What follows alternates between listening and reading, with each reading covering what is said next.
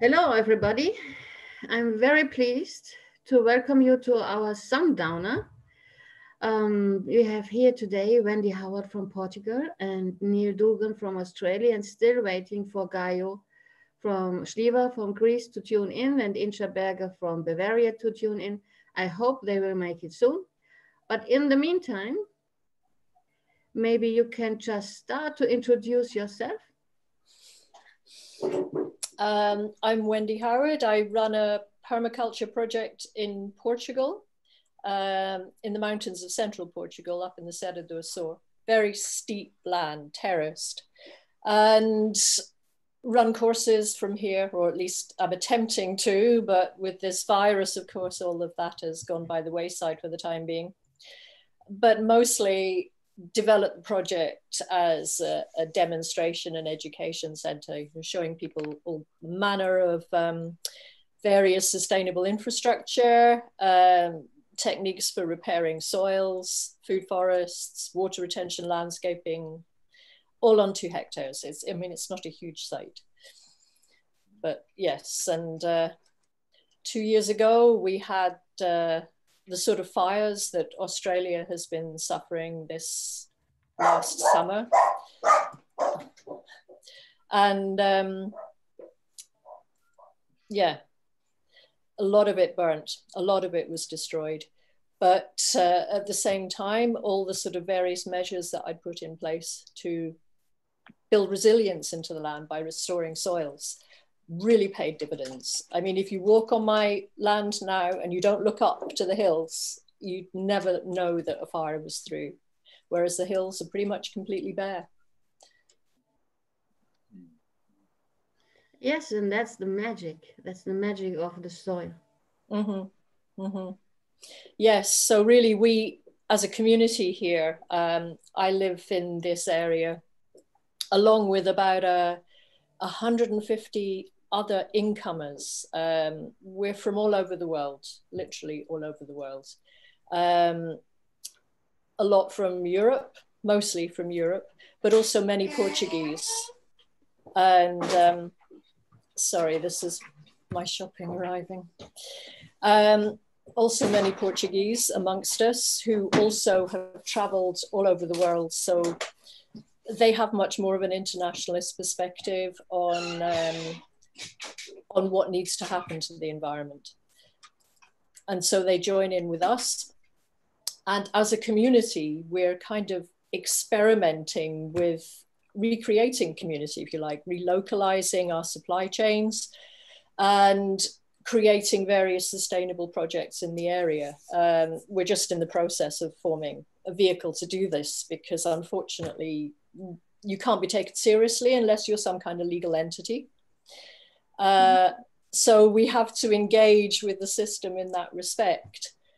And it's going to be interesting walking that path because, you know, the structure of these organizations is not really designed in terms of biomimicry, which is really what we wanted to do, would be to imitate nature in terms of self-organization in what we do. But obviously with the structure of an organization, you've got this fine balance. So we'll see how it goes going forward. But at the moment, it's all looking quite hopeful. I think, you know, we're pursuing the way to make an international community work on a localized basis. There are young children here as well. There's a local education project which supports parents who are home educating. The kids are amazing. I mean, benefiting so much from having a role in the organization of their education. They have very much a say in what they do as part of the project because it's not a conventional school. And the emotional intelligence of these children is just so far and away beyond what we see coming out of conventional schooling anywhere in Europe and probably also Australia. And again, it's a fine line because some of it's legal, some of it, you know, you're doing something new. So it becomes difficult to meet the existing system in place. And there's friction because they're so different. but nevertheless, you know, biomimicry is our kind of watchword in everything we do.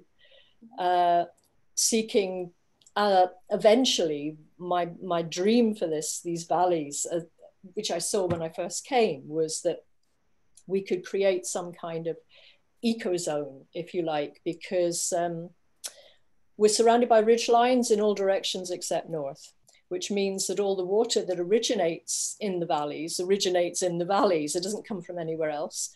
So anything we do to the environment to impact both the quality and the quantity of water can be measured and demonstrated. So the aim is to get academics, universities involved in what we're doing to validate it and document it and to try and take it forward that way.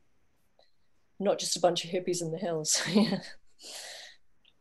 That's so interesting. Like, you know, your approach there, Wendy, is, as you say, it's not a bunch of hippies in the hills. It's everything that you're talking about there is highly considered and highly, well, planned is probably the wrong word, but, you know, when you're talking about biomimicry. But yeah, look, I'm very interested in the, you know, the way in which you're actually getting, you know, getting past hierarchies and that type of thing. So in terms of the organisation of the community, you mentioned there's a lot of people there.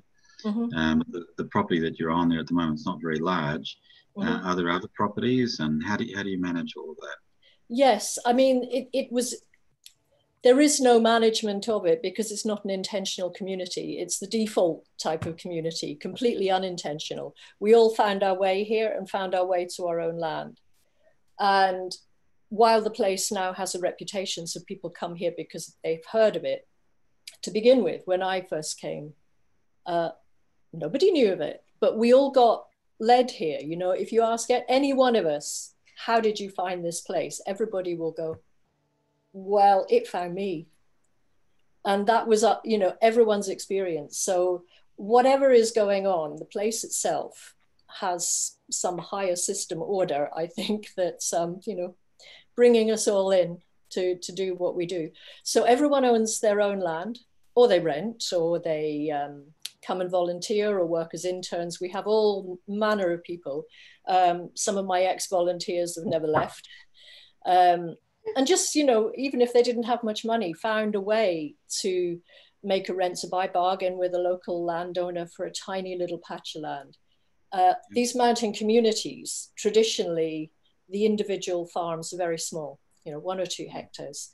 Most of them have outbuildings, which were storehouses or animal houses. And we are mostly restoring those to live in, which wasn't their original purpose. So, you know, there are some difficulties there with the authorities too, but actually the fire kind of gave us a get out of jail free card on that respect, in that we all got our buildings pushed through and legalized at that point in time.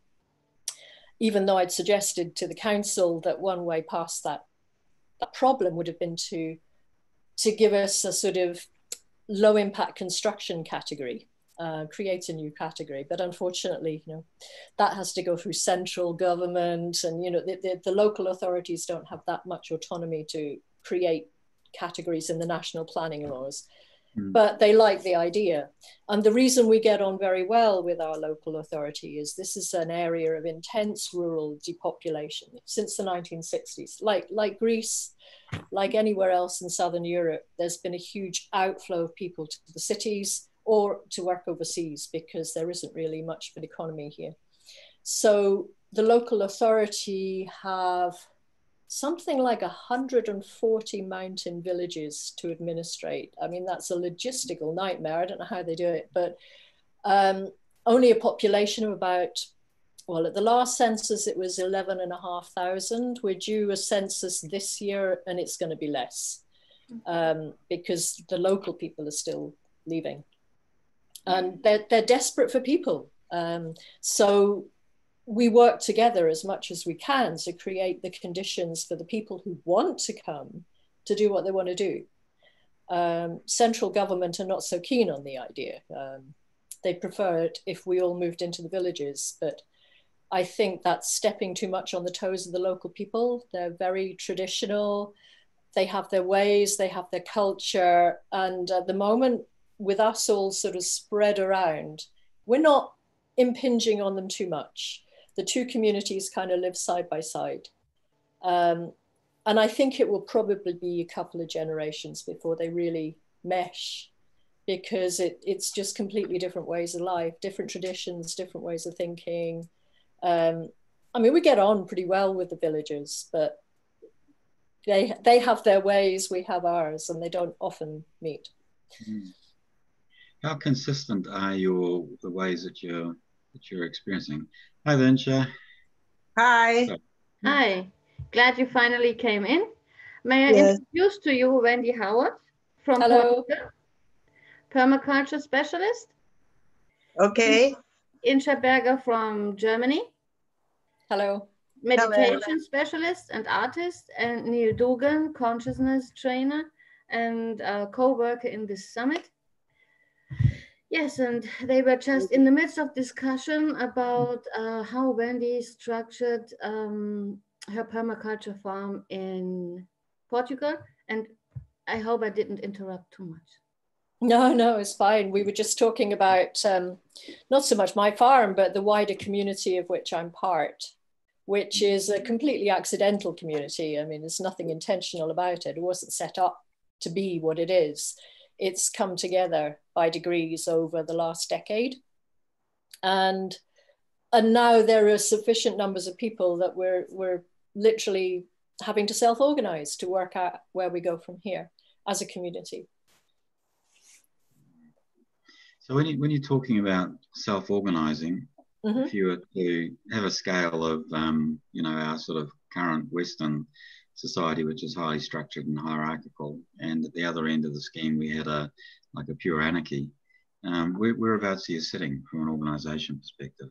I suppose it depends how you define anarchy. Well, it's something that I think women are extraordinarily familiar with. You know, anyone who's had kids gets together with local mothers for playgroup meetings or whatever. Women just naturally self-organize. If a job needs done, someone will just go do it. It's not something that we have to sit down and discuss and then allocate different people to do. We just get on with it. I mean, I well remember one community work day we had here, and there was a guy visiting. I think he was an academic from the UK. And I suspect he was something like a logician. Anyway, we had several jobs to do. And after the owner of the property told us what those jobs were, everyone just dissipated. And he was flapping. He was, no, we need to sit down and we need to discuss this, how we're going to do it and how we're going to organize it. And by the time he'd finished explaining himself, the women had done the job.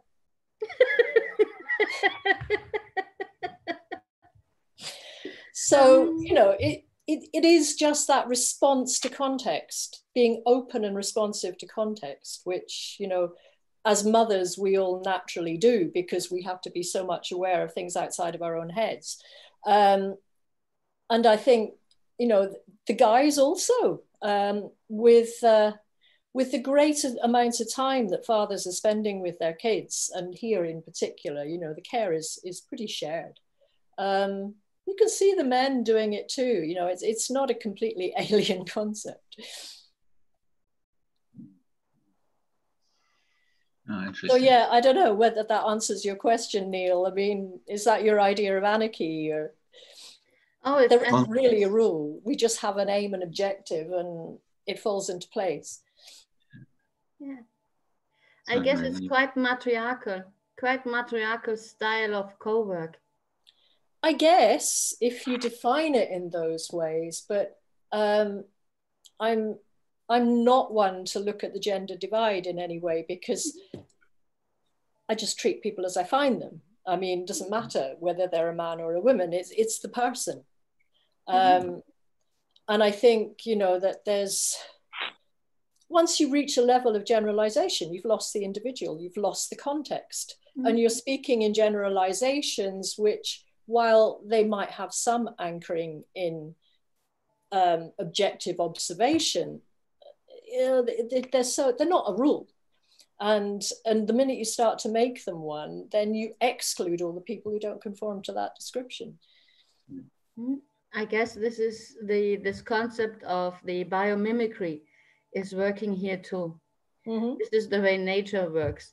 If there's a space and the plant can grow there, the plant goes there. Yeah, yeah, yeah.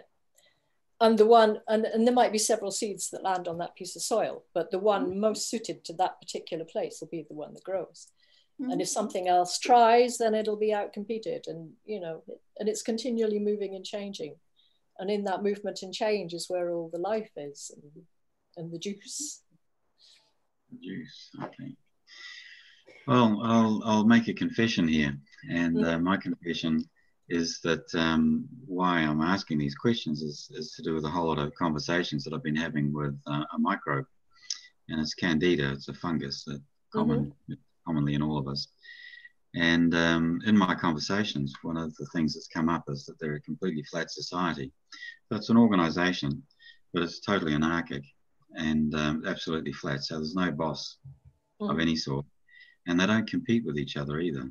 And they don't intend to compete with other cells. So there's no intention around hierarchy. There's no intention around competition. Indeed, all that they're really interested in is cooperating and collaborating. And in these conversations, one of the things that came up out of it, was that they didn't really see a difference between the cells of the human or the cells of the bacteria around them or other fungi for that matter. They saw viruses as being a little bit different to themselves, but all of the rest of these cells, they were part of their hive. And, what you're talking about as organisms become more complex, and you're talking about different plants with their seeds landing on the piece of land, and they will compete with one another. That's completely foreign to a fungi. Fungi just they don't see it in that way at all, like an individual or even the hive.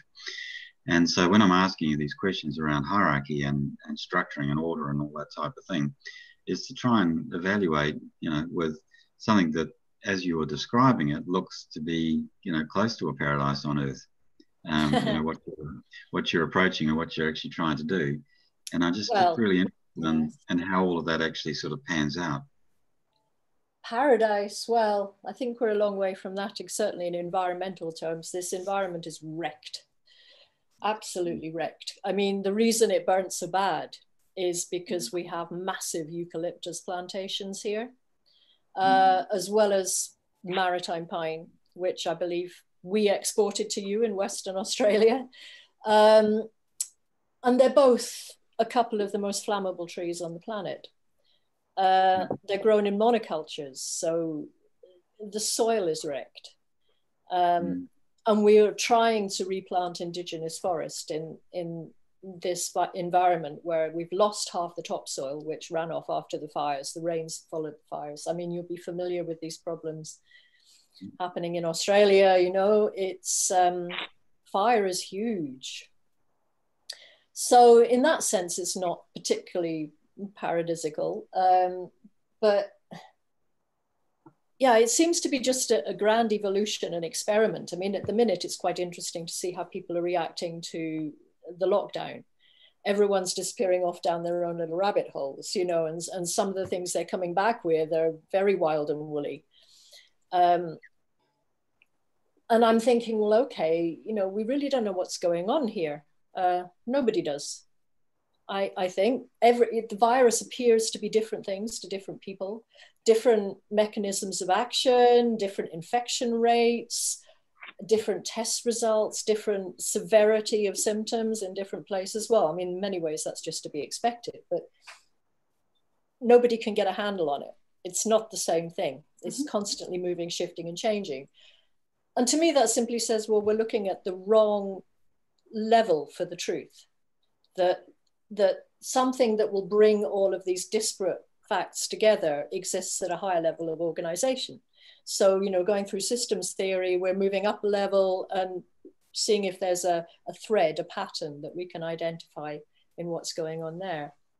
And everything is in constant flux. So at this point in time, no, I don't think we're in paradise. We've got a lot of evolution to do yet, but the potential to be there The potential to be there is very real.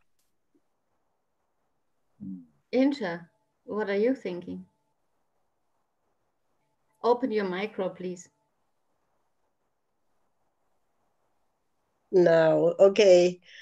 I mean, the paradise is coming out of every single person by himself. And if you believe that you are living in paradise, you will see the paradise. If you don't believe that you live in paradise, you will see the problems. And I think now we are in this gap where we have to look for ourselves, and that we go just now where we have this lockdown and a lot of pressure and stuff like this, that we go again more in our own paradise, because the paradise is in us. We just have to go to the paradise, you know. And when I make my meditations, then I'm in paradise. Mm-hmm. And out of this consciousness, when I meet other people, then I have a good vibration. I have positive future, and I can help the other people who are distracted at the moment, that they can find their own paradise. And this, I think, this is in the moment, this is what we have to do. Everybody by himself. Mm-hmm. Because if we just go in this area where we have the ego and we have all the ego problems, then we go lost. Absolutely, yeah. So it's an interesting aspect that paradise is already there. Yes, I appreciate that perspective. And although I would possibly put it in slightly different terms, but then, you know, we all would. For me, the internal paradise is in the connection with the natural world, is in simply being a cell in its body without a sense of this false self, this artificial I, this individual, this separate self, which doesn't really exist. And then, yes, there is an internal paradise, but externally, I see the damage because it's right in front of my eyes. And to me, you know, my mission is very much to get my hands dirty and to do that level of repair, because in an environment like this, where we have a brittle landscape, it's too dry in the summer to really get going of its own volition.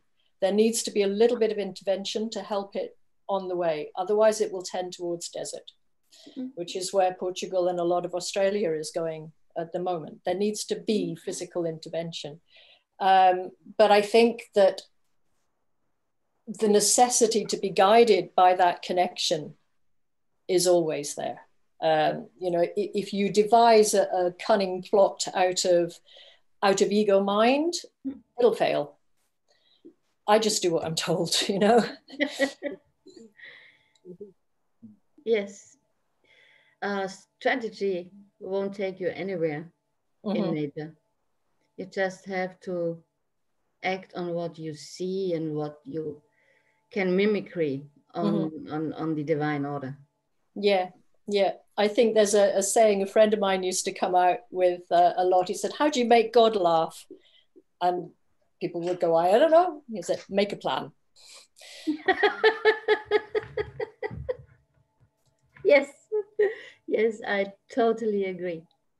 So what I heard was very interesting to me, that you said there is a deserted part in Portugal where all the local people are going and leaving. And we have the same here in Greece. Lots of part of local people leaving to the city, and the villages, little villages, are deserted. Yeah, yeah. It's the I same. am living in a village with less than 30 people. Gaio? Gaio. Yes, I agreed you everything. Sorry that I come too late. I was strongly hindered to be at 14 o'clock with you, but I'm very happy that I made it now. We are very happy too. Could you please open your camera? Yes. Hi. Here is he. Our Greek permaculture guy with the olive trees, and he is an absolute expert on the black humus, on the terra preta. Oh, okay. Yeah, I can tell you a little bit about my work in Kalamata.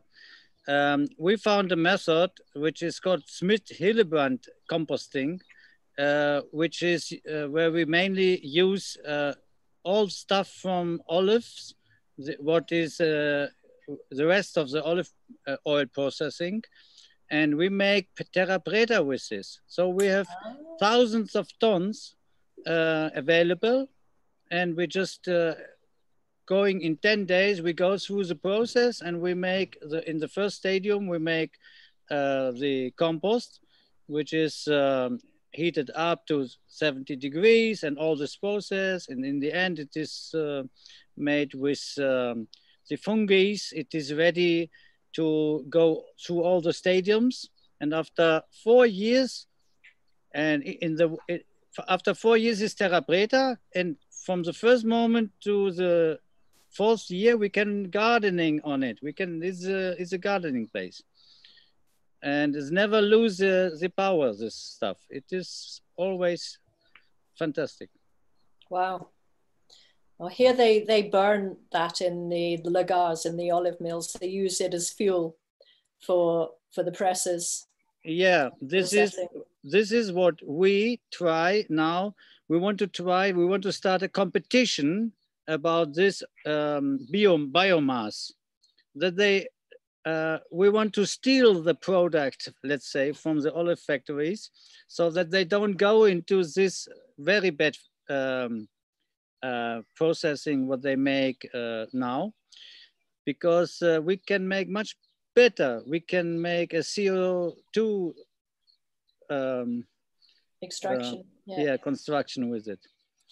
And we want to go to all the olive mills in the Mediterranean, around the Mediterranean Sea, everywhere where they make olive farming, and to persuade the olive factories, the small ones where they make the good oil, to keep the resources local, to collect all biomass which is from other sources, and to use this compost technology to make small cycles, small energy cycles. Mm-hmm. Everything what is in the area, that stays in the area and is given back to the farmers directly, with like terra preta, and not like a bag of fertilizer from the chemical industry, you know.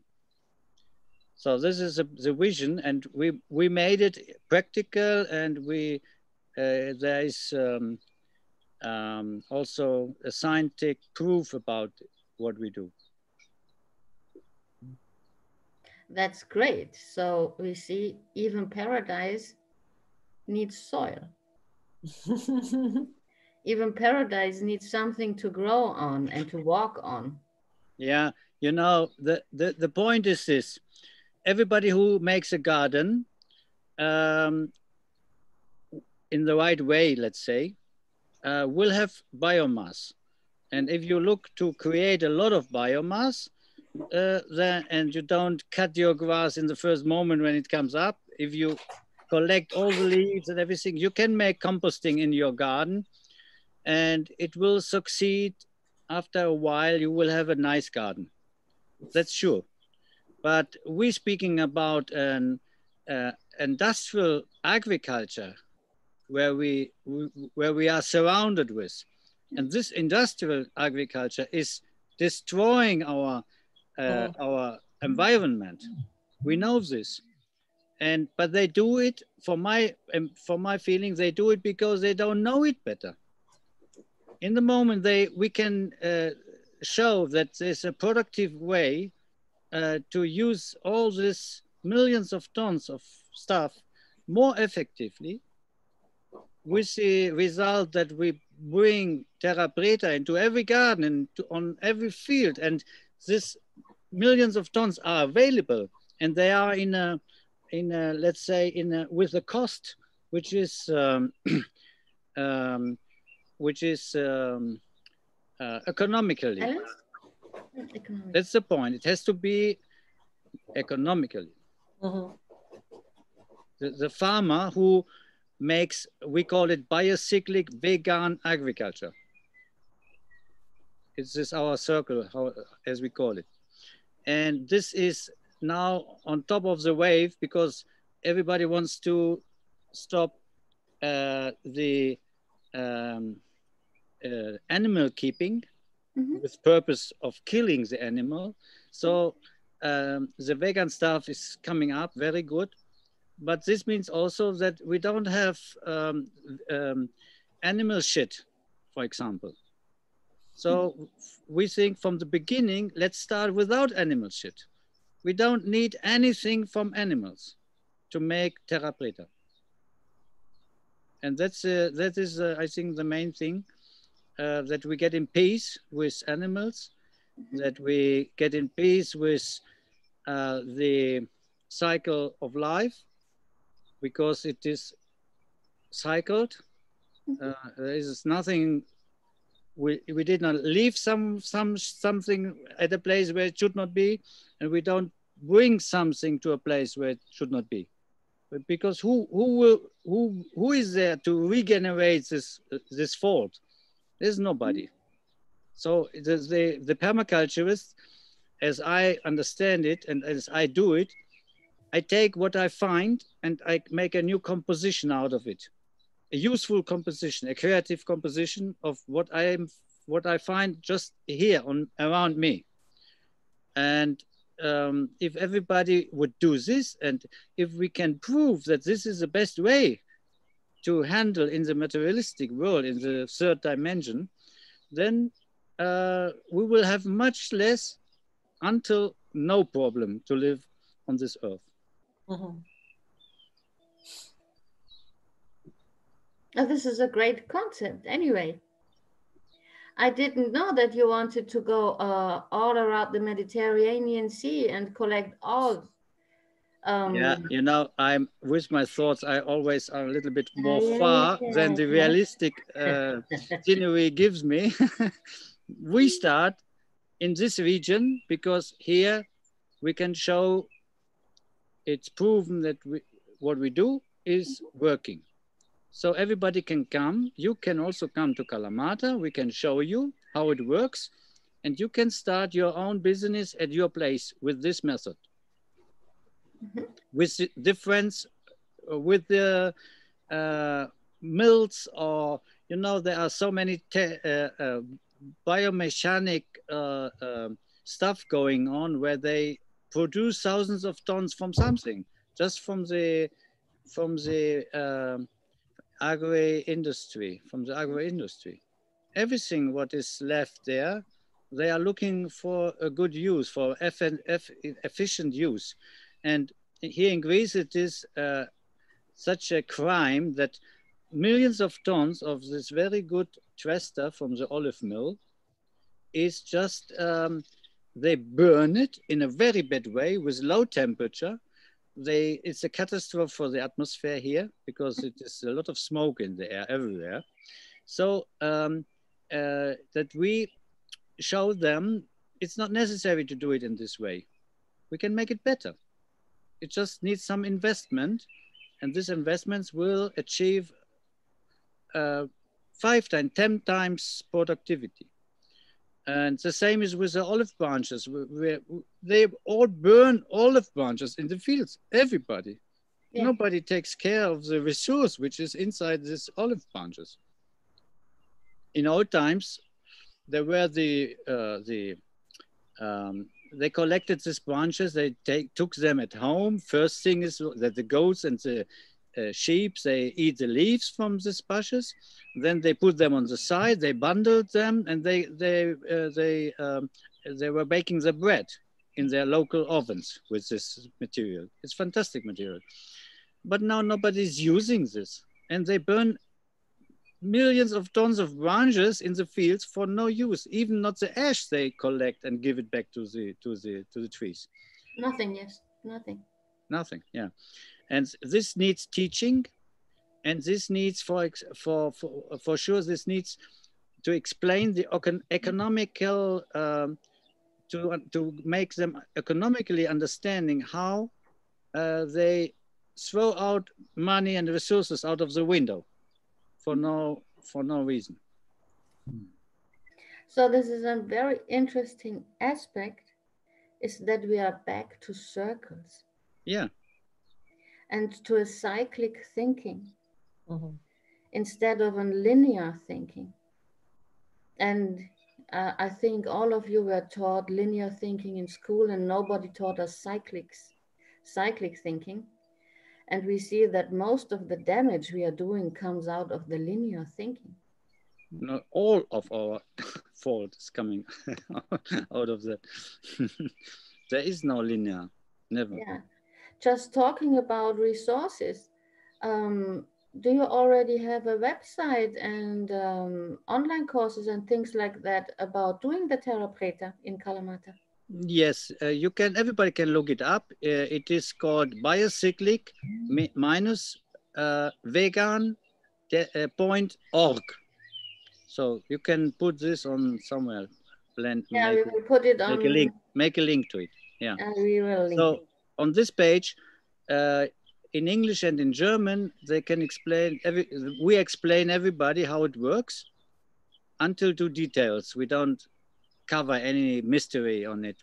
We're happy if everybody is doing it, and because it, as you know, the good recipe is as good as the cook understanding it.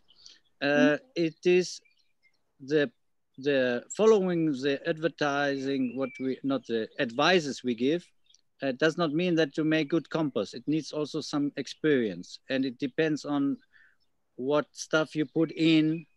And so it is the temperature, the water, the humidity, and it is the CO2 producing inside. So these three facts creates a milieu, and this milieu you have to guide until the process finished. But it's easy to learn it. Can you do that with eucalypt trees too, or only with olive trees? You can put everything inside, everything, or any organic mass, but just in the right composition. Not too much of one. You know, this CN relativity, what we call. This is most important. And what you definitely need is, and this is what some people don't like so much, you need a machine which is working efficient.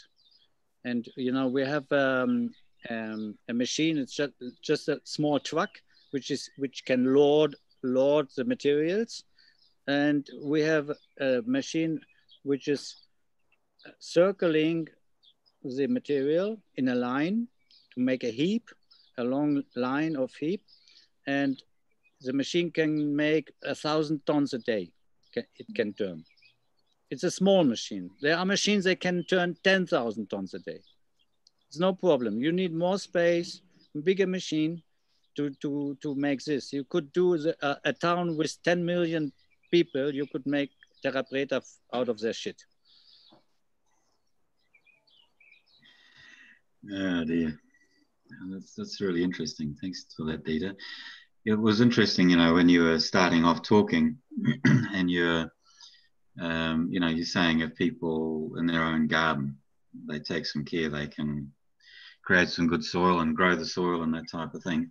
And so I grow my vegetables here, and I compost things, and I actually have a composting toilet, and everything can go to the garden, you know, so like there's plenty of opportunity for that. But what you're talking about is this much larger scale.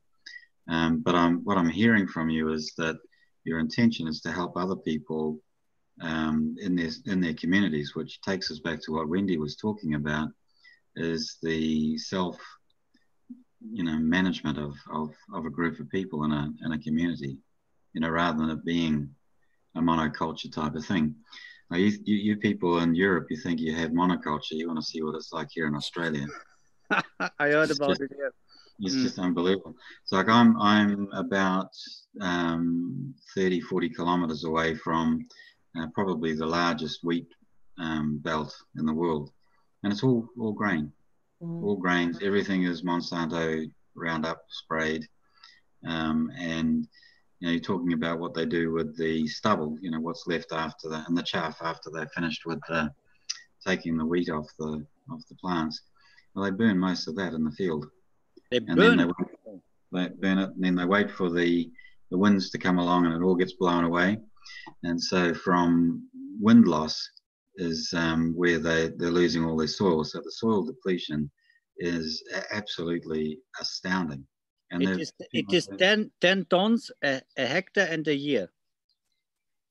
This fields lose the best ground gone by wind, 10 tons a hectare a year. Yeah, well, it's just wrong anyway. You can see it. It's almost breathless. You can't breathe from the dust in the air. Yeah. At the time of the year when it's going. The other thing Wendy was talking about was the climate and the difficulty of the low amount of moisture in the soil in the summertime, and then in the wintertime there's too much rain. Maybe I didn't quite understand that, Wendy, what you're saying. But that's certainly true here as well. So we have very good rainfall. But it all comes at once, and then there's 6 months without the rain, and so like Greek conditions. Yeah, well, you talk about growing compost and that sort of thing. I have to water my compost in the summertime. I have to water it. Yeah, It's not possible for it to have enough water in it itself. Yeah.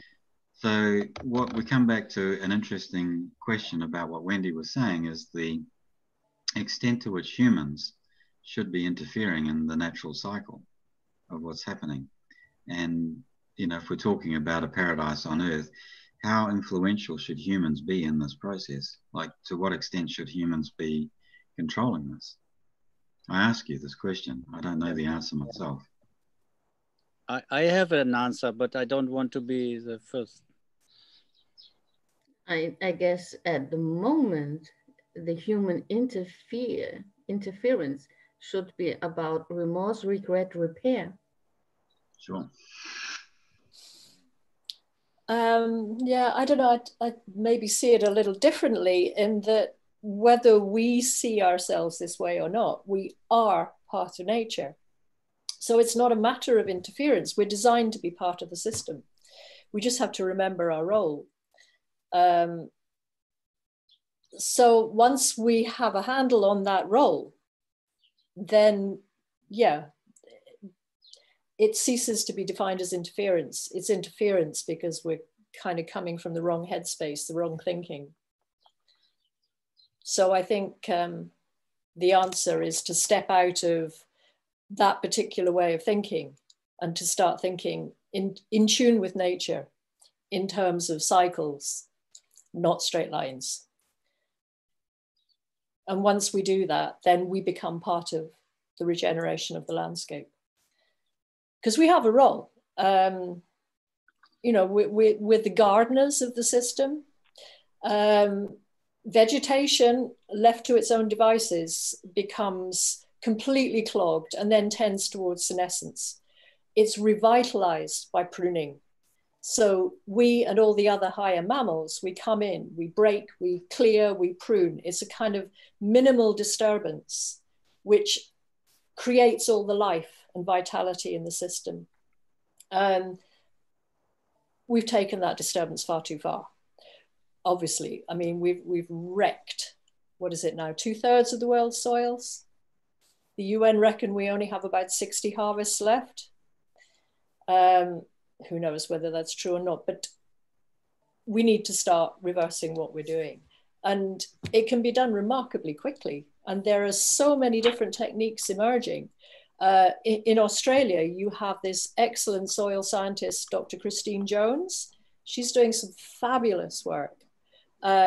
And she's also doing some fabulous science in discovering that at a certain level of diversity, the whole system takes this quantum leap in terms of resilience. You have something like 5-10 species in a mix, and yeah, it's so-so. But you go to 30 species, and all of a sudden you can go through a drought. And so, you know, bringing back the diversity, bringing back soil health, it's only really in the last 40 years we've learned that actually plants don't feed very much at all on the inorganic salts in the soil. It's the bacteria and the soil life that feed the plants in return for the plant sugars. It's a whole ecosystem down there of mutual aid. And we've been destroying that ecosystem because we didn't even think about its purpose or that it was necessary, you know? We know so little, so amazingly little, and yet we think we know so much. We don't. But really all we need to do is imitate nature. We don't need to figure it all out. We just have to copy, and we're very good at doing that. That's a nice on it. Yes. I love this idea that we have to copy the nature. What we see is that we went so long time this wrong way, so that we have to think about to give our concentration to the restoring, to re-life, bringing new the life which always exists. It's functioning always in the same method, to bring it back, to give the life the opportunity to come up again. And this is now with the lockdown, with this global lockdown, is a perfect moment to think about all this. And I just had to speak with Dieter Boers in the morning, and we said we want to invite the whole world, just starting now with this, because it's a perfect moment to think about. Everybody's, even Merkel and von der Leyen, they make advertising, make green again the world. Huh? It's not like make America great again, it's make green again the world. Yes. Now it's a message. And if we all know about the way how to do it, we can copy this way everywhere, at every corner. Yes. And one way is what Neil is doing, having his compost toilet, and you sure have also this, I have also, and to collect organic materials to produce humus. Humus earth is the key. Humus earth is the key. Yeah. I understand this on the place in Kalamata here in Greece. Humus earth is the key to bring back fertility to the fields, and the rest will come from alone. Yes. And now the situation of the industrial agriculture, I heard about some videos. Suddenly they came up on YouTube. I heard American farmers speaking to each other. They had, one of them had 1 million cattle, and the other one had 500,000 cattle. And they said, oh, fuck, we can't sell them. What we can do with all our cattle? The whole market is broken down. And they had no solution for it. Instead of thinking now, maybe it's the wrong way to have 1 million cattle, they were thinking how to save their business. Yeah? And this is what reminds me to this Australian Monsanto stuff, what you have. Huh? The whole food chain is based on a big fake that the people think they have to eat meat. In the moment when the people understand they don't need to eat meat, and to eat directly the stuff which is growing around them, everything will regrade back to the local production. And this is what we have to, we know this many years. Club of Rome said this, everybody said this, that this is the problem, the meat production. And all the things which coming out of this, all problems with what is forced by this energy. So this is the first thing, and this is a big healing power, stopping to kill animals for food, to eat them. And I think 7 to 10 parts is only food for animals. And this makes this big fields in Australia, and this makes this cattle farms in America. I guess it wouldn't be too much of a problem if somebody would go and catch a fish in the sea just for his own. Yeah, or would go on a hunting trip, those who still want it. But the thing is the mass production. Yeah. Well, I don't think it's so much the mass production as how it's produced. Because if you think about the United States, for instance, you know, the prairie ecosystem, those ecosystems, those grassland ecosystems with 6 foot of topsoil evolved together with vast herds of bison. So in certain ecosystems, you absolutely need grazing animals to restore them. And something like the prairie is not going to be restored without the aid of grazing animals.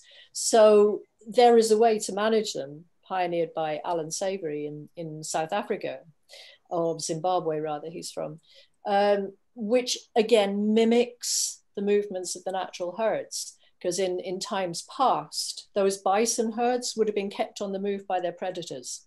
So they never stopped in one place too long, and they didn't overgraze. So they would stop, they would disturb, they would manure, they would sow seeds in their manure and move on, and probably never come back to that same patch of land in several years.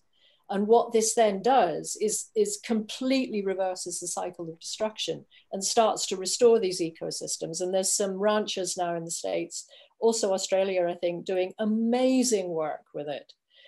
You know, just proving that it really isn't the resource, if you want to call an animal resource, so much as the method that we have devised to work with them. And we're not working with nature. It's quite simple. We're just not using our heads and imitating. We think we know better. We think we're more clever. And doing so, we've got it all wrong. So now we come to the next point. 50% of humanity is living in big towns. No source, no nature source around. How to solve this? Yeah. I think in some ways it's beginning to solve itself. I mean, if the trend here in Portugal becomes much more general, and I certainly see it in other countries, so many people are feeling this need to go back to the land. Yeah, in Greece the same. So you come back to the land, and one person, you know, maybe you have a hectare, a couple of hectares, you don't need more. One person loving that piece of land, loving it back to health on a huge scale. You know, lots of us all doing this. To me, that seems to be the way it can happen. Yeah. Because I know that with 1 hectare, you can feed 20, 30 people. Yeah. But the beginning is hard to start a field which is nearly desert, which is how you call it when it is degraded. Degraded, yes. Yeah. To start to make a permaculture design session to see what resources there are, when is what we said before, when it's raining, in which seasons it's raining, how to keep the water in the retention systems, and how to deal with the hot season, and all this.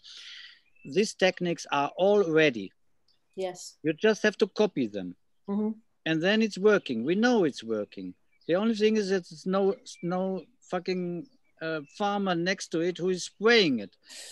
You have to stop this. Because here you make the wonderful permaculture farm, and the neighbor is putting Roundup on the field. As long as this happens, we are not yet where we want to be. Yeah. So this is, as I see now, all over the world, we have to make this Leuchtturm, Pharos, how it's called in English, lighthouse, the lighthouse effect. That we have, and already there exist a lot of projects who managed it. They made their place very, very nice and fruitable, and the people live in paradise. And from this oasis, it will grow. Just now, it's perfect time for this. I'm very optimistic with this. Yes. Because the flowers and the fruits which are growing without work is the best argument for everybody.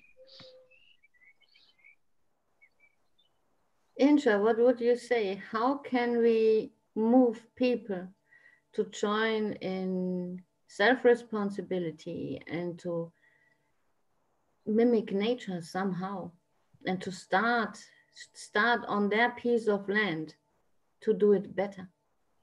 You have to open your micro. Think of that. I mean, I'm not familiar in this theme, in these things, but what was my idea now, what I think is a good idea, to make something like a movement for everybody makes their own oasis in the garden, in the fields, in the neighborhood, in wherever. On the balcony. Yeah. Yes, on the balcony. And maybe this would be a good movement to come back to the nature. And I think, of course, when the people start to wake up, then they want to do this. From this side, I think we have to make two movements. The one movement is to bring the people very fast to wake up, and that they know they have a higher vibration, and they know what they want really, and they go out of this to be blind for themselves, you know what I mean? Yes. That they are not zombies anymore, that they go out of this I can do nothing, I must do what the government say to me, I have no chance, I'm lost. To go out, to wake up, oh, I'm not lost. And the other thing is to bring them back to the nature. And then when these two components are coming together, then I think it's a fast way to come to the paradise back again, you know. We have the paradise already on this earth. We have just to come back. We know everything about this. Yeah, to remind it. Yes. Yes. Many Leuchttürme are, we have to make many Leuchttürme. Yes. Lighthouses. Lighthouses. Many lighthouses.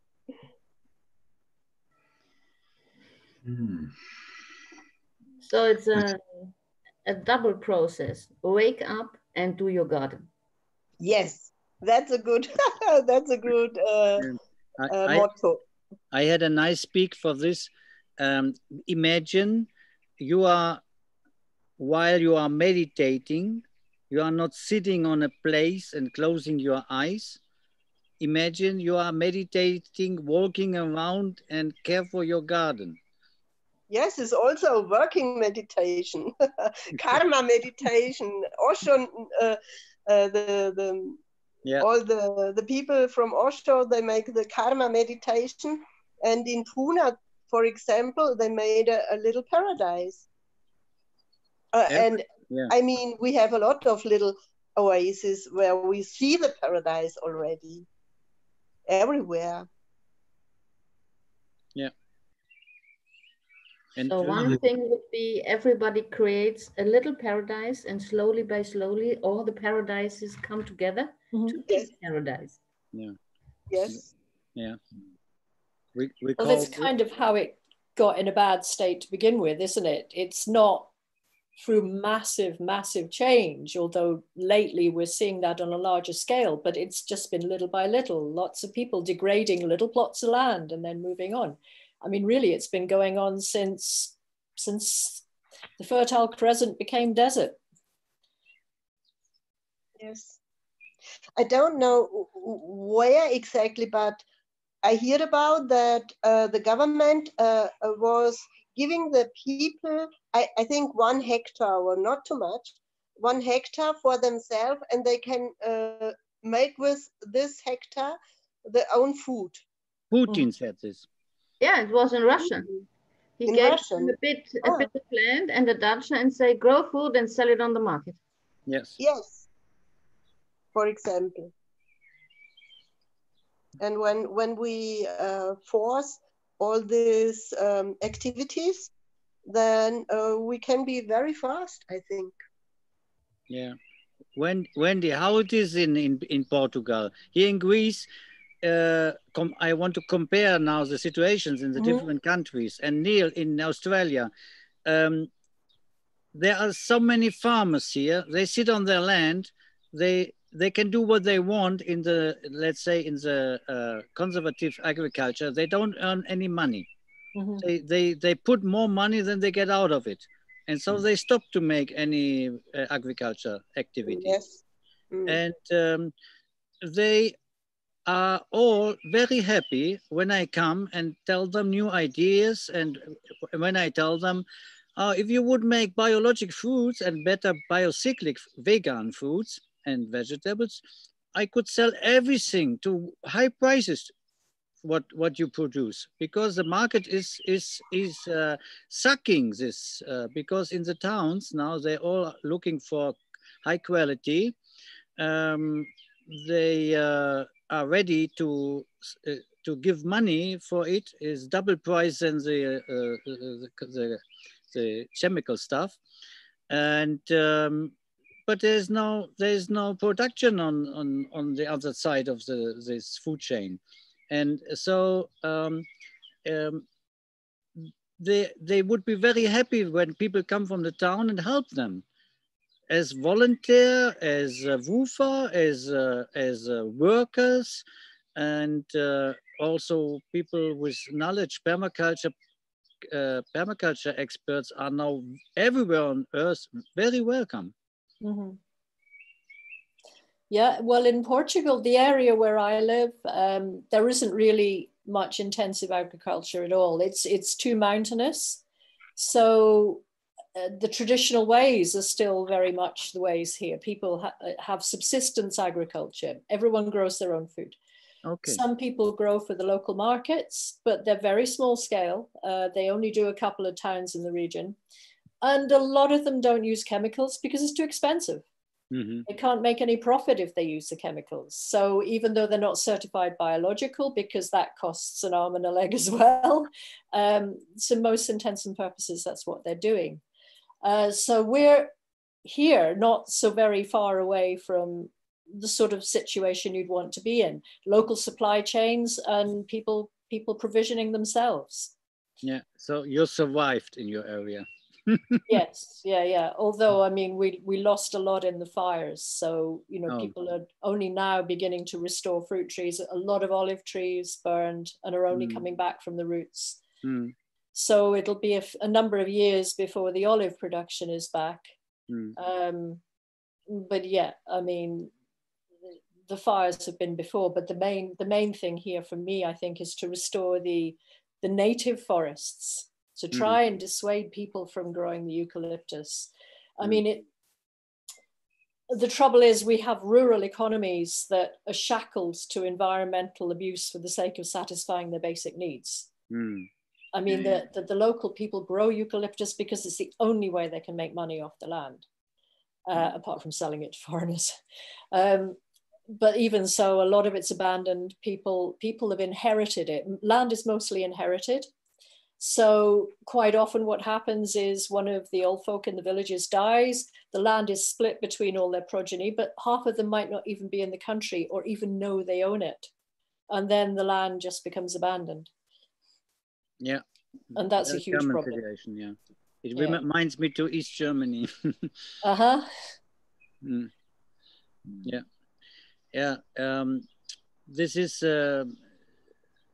more a social problem, not a agricultural problem. Yeah.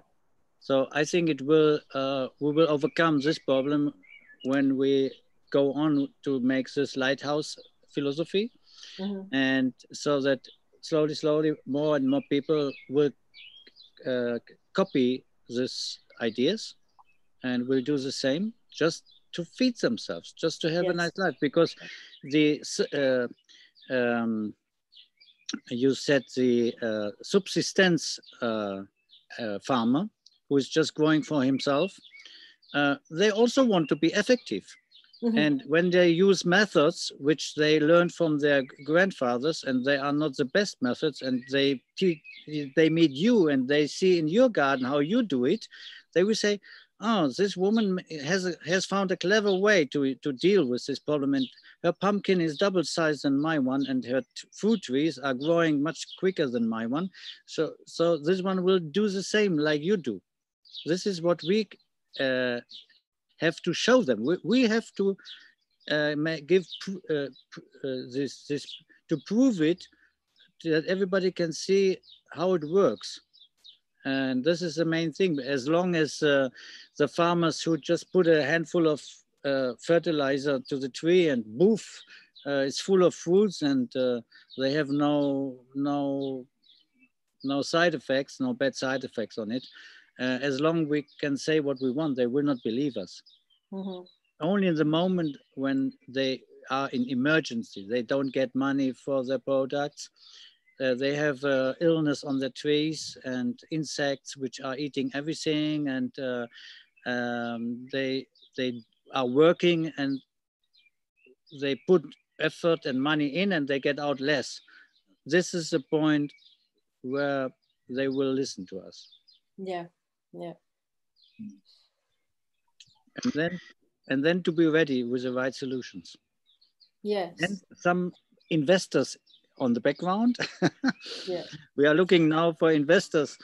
We asked the people, hey, the rich people, this I wanted to say, I said this with Dieter Brös in the morning. We were sitting together and speaking about this summit, what we want to give a message to the world. And we said, all the rich people on earth, they have now and schlechtes Gewissen. What does it mean in English? Conscious. What? Bad consciousness. Bad consciousness. All the rich people who got money from somewhere, heritage, or they steal it from somebody or whatever, they have bad consciousness, and they now think, oh, we should do something with our money to make the world better. And if we come now and say, hey, our ideas are proven, we can manage it, that this world will be a paradise in 20 years. We can say this. Why not? Yes. Because we know that it is possible. We know it because we lived it on our place. And when this is, let's say, scaled in a crowdfunding campaign and whatever, what is possible, and just invite these people. Look, if you kick us with 10,000, with 100,000, with a millions of something, with energy, if you kick us with energy we don't have in this moment, we can make 10 times more out of it. We can make a lot of profit, and this profit will not go back, maybe not back in your bank account, but it will be a profit to solve your bad consciousness problem. Yeah, except I think that some of them are already doing that, but they're still using the linear thinking in order to intervene, and the interventions are getting ever more disastrous. Yes, it's a learning process. Mm-hmm. But it's an interesting perspective, an interesting idea, giving rich people the possibility to get rid of their sins by buying a good thing. The church did it 2,000 years. That's funny. I I have a clinical practice, so I do health work with people. And over many years, I had an increase in the number of people coming through with allergies to many foods, like tremendous number of allergies to foods. And this is a long, long time ago. Mariana will remember this. I was driving out in the countryside near these big farms, these enormous farms with growing the grain, and the fields began to talk to me. So I began getting this communication from the field of plants, and the information that was coming was around the methods of harvesting and the cruelty that was actually involved in the way that the plants were actually being grown. And when I analyzed this and brought it back into the clinic, and I recognized that the consciousness of cruelty and violence that was actually being committed against these plants, which was finding its way into everybody's bread, or even worse, into the cattle that were eating it. But it was enough that it was coming into the bread or the cakes that they were eating. Mm. And it was impossible for the biology of the human not to recognize this cruelty and this violence that was actually in the flour that was going to make the bread. And, you know, this was a real shock to me to actually realize the extent to which our interference with our environment. This is why I was asking this question, Wendy, is that I'm coming from a place of observing a grotesque manipulation of our environment. You know, so how we have been is grotesque in the extreme.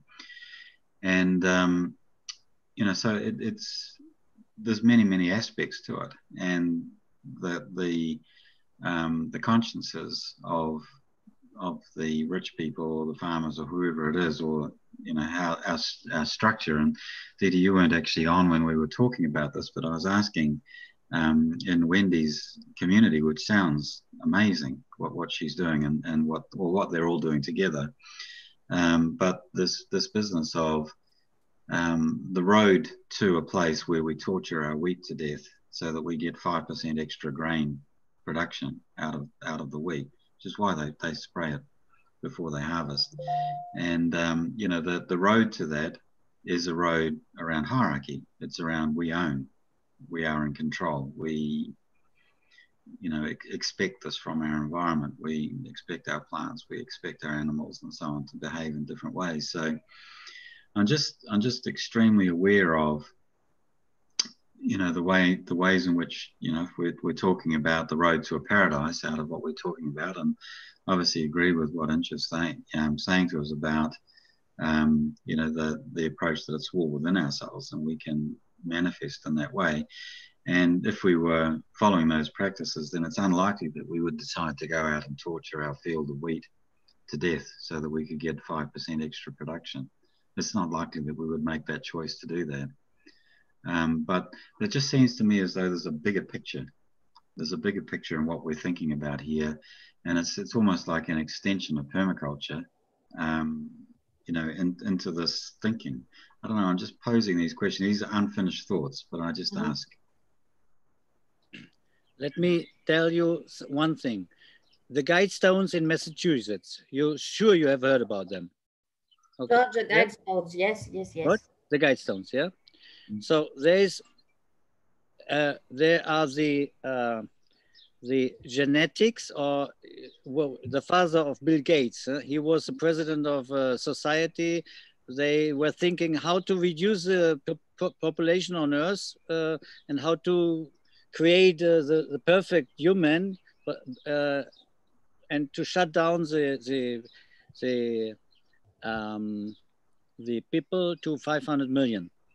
This is the one way, which will when you describe this fields and this 5% stuff, it will come to this point that there are cynic people who say they do it by purpose, all this stuff, putting fluor in our toothpaste and making spraying Roundup everywhere to kill 7 billion people on Earth so that they can have a nice life, the people who survive this in their oasis, rich people oasis in Bahamas or whatever. And now we come up and we say, hey, what the fuck? With permaculture, we can feed 12 billion people on this easy. We can feed 12 billion people on this, as we know, on this earth. We just have to make it nice. And I think with this message, we should go out. Do you want to be part of a mass extinction? Go on with cattle feeding and Roundup and this stuff, because it's just directly connected to this point. Or do you want to have the paradise around you with nice people around you in communities and abundance everywhere?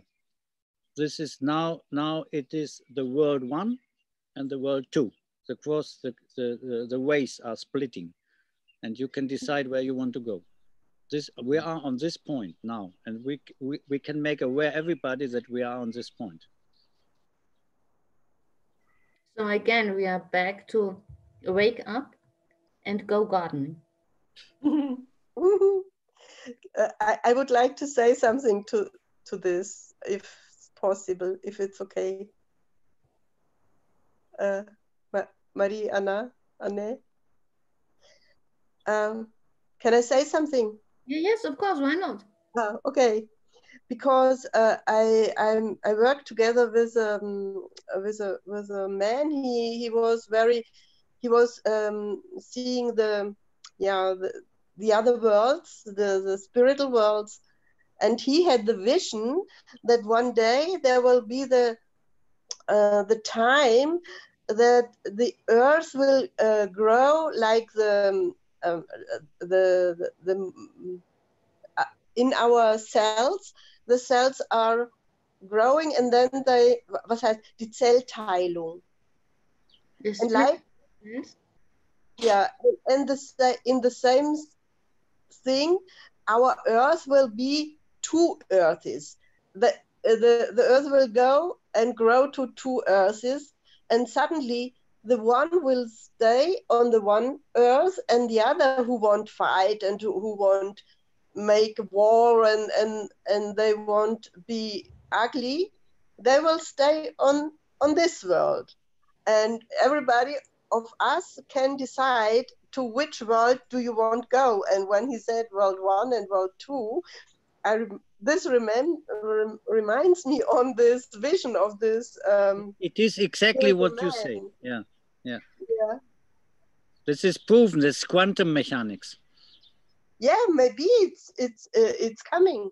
This man was looking in the future many things, and the things was coming, you know. And this is also what we said in the morning. Now the message is that everybody of us is working in the same, in this space. We create our world with our thinking. We know this. Everybody who is in touch with this kind of consciousness know that it's like this. We create our world, and so it's, let's say, proven that if we bring our energy together in a flow, we can make fantastic things all over, because the source of it is like, let's say, the Knospe. What is the Knospe in English? What is the term, the word for a little flower which is going about to bloom?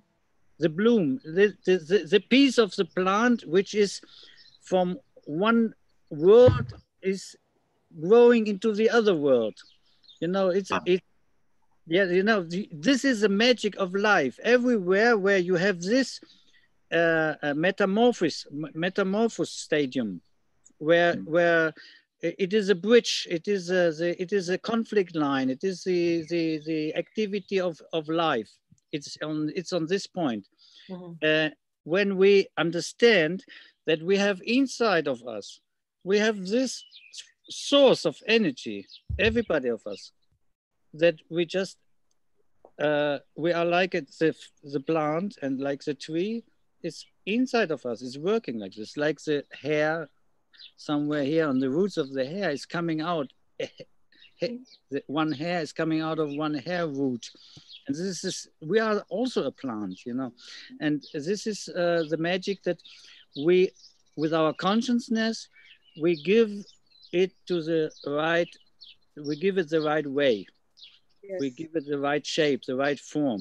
And we are speaking about what is right and wrong, and everything what is helping the life to grow better is right, and everything what is dumping down the life is wrong.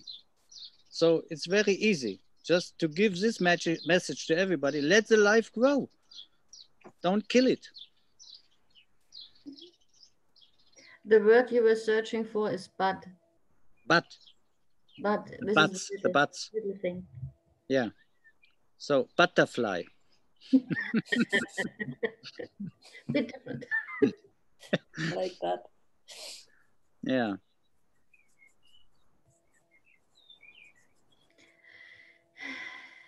And then again, we are back to something which is not so easy. There is no change without change. Yeah. Oh, we spoke about this. Change ourselves to this. Jump into the river, learn swim before the life kicks you into the river and you drown. You drown.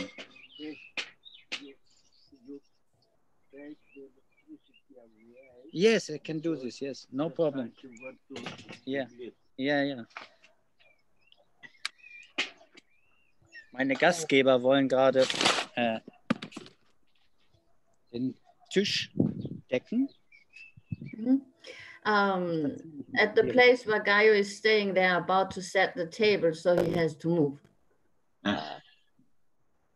They prepare for traditional Greek coffee, okay. I think. Very nice. So this is life. Be flexible. If you're asked to move, move, even in the midst of a live stream. 78. Yeah. Is there anything someone from you wants to add? I guess we covered a lot of topics. We have the split earth. We have the paradise inside. Yes, well, as it has been there. We did see that the soil is badly needed. We did see that it is about biomimicry, not about taking a lead. Okay, I'm back. Or going with a plan where God will laugh about.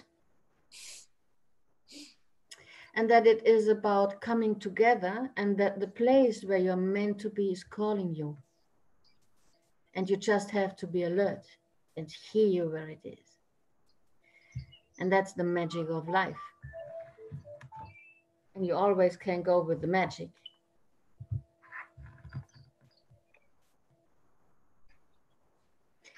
Well, I must say it's an absolute pleasure. Add something to that.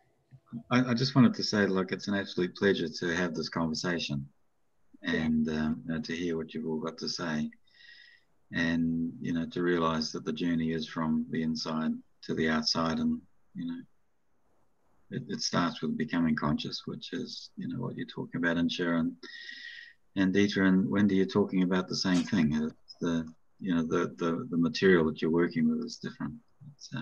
And I guess from Mariana and my perspective, there's so much consistency really, and I'm just very grateful to hear from this diversity the consistency that's actually sitting inside that.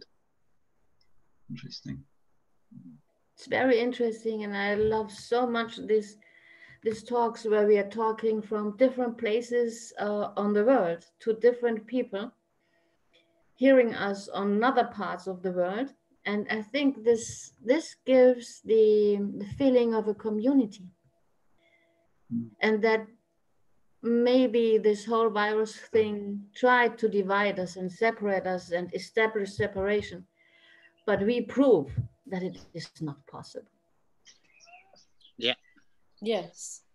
And it's uniting us at a different level. It's not the level of the stories that we see out there or that we tell ourselves. It's at another level completely. Mm. You know, a side effect of this is that now all the people who are ready with their consciousness, they meet automatically each other, hesitating to start it. This is what I feel here. You know, maybe it's 10% or 15% of the population which is ready, but it doesn't matter because you only have to meet. Just go out. You will meet them, and you will immediately know what to do. It just go, make action now. It's the time to make action, not to hide ourselves in a cave, being afraid of something. This is the world one. The world two is go out and do what your heart is telling to you. Go by the compass of the heart. That's it. And I would never have met Gaio or Dieter, as it says here. I would never have met him. What? We would never have met, though we are quite close in Greece. Without the whole Corona thing, we would never have met. I'm sure I would have met you because I drive many times just close to your house, and I also drive through your village because my friend is just next to you. I would have met you when you go around with your dog and I see, oh, this lady is interesting. You know, but I don't own a dog. I only go around with the cat. Okay. That would make me more reason to stop.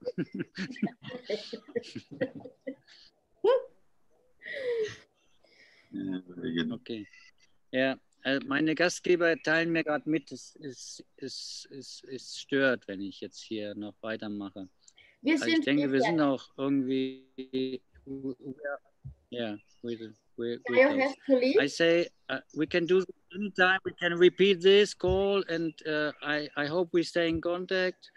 And the thing is, we learn each other so much. We learn from each other so much. As more we communicate in the right way, in the true way, we will learn everything what is necessary. So is it. Okay. Kalispera. Bye. Okay. Bye. See you. See you. Ciao. So this was really a nice meeting. I enjoyed it very, very, very much. And I'm very confident that we can create paradise on earth. We have the recipe, wake up and go gardening and come together, unite. Don't give separation any chance anymore. And unity within diversity, not uniformity. Yeah. Unity with diversity. Yes.